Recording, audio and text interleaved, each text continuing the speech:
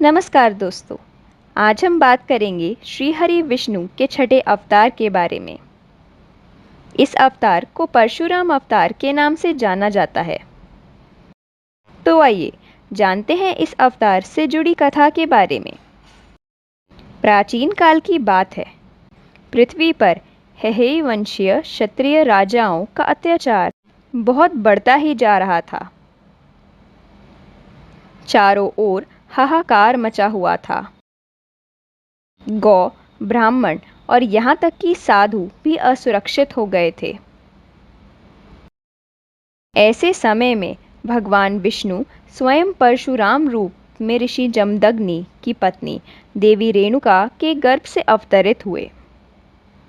उन दिनों हेहई वंश का राजा सहस्त्रबाहु अर्जुन था। वह बहुत ही अत्याचारी और क्रूर शासक था। एक बार वह जमदग्नि ऋषि के आश्रम पर आया और उसने आश्रम के सभी पेड़ पौधों को उजाड़ दिया। जाते समय वह दुष्ट ऋषि जमदग्नि की गाय भी लेकर चला गया। जब भगवान परशुराम को उसकी इस दुष्टता के बारे में पता चला तो उन्होंने उसका वध कर दिया। यह देख सहस्त्रबाहु अर्जुन के 10,000 पुत्र भी डर कर भाग गए। सहस्त्रबाहु अर्जुन के ये सभी पुत्र निरंतर अपने पिता के वध को याद करते थे।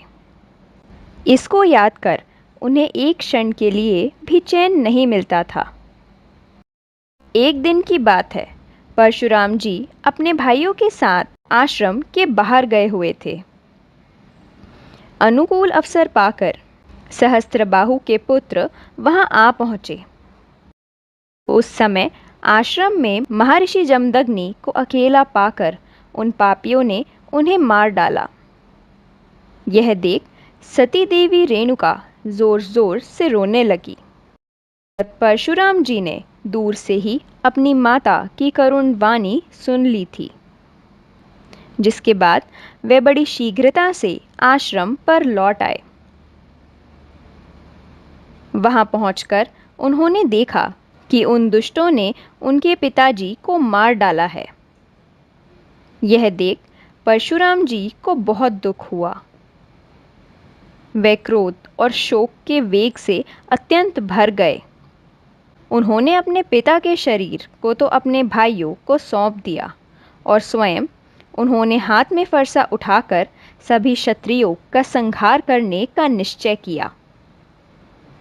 भगवान ने देखा कि वर्तमान में सभी क्षत्रिय अत्याचारी हो गए हैं, इसलिए उन्होंने अपने पिता के वध को निमित्त बनाकर 21 बार पृथ्वी को क्षत्रिय विहीन कर दिया।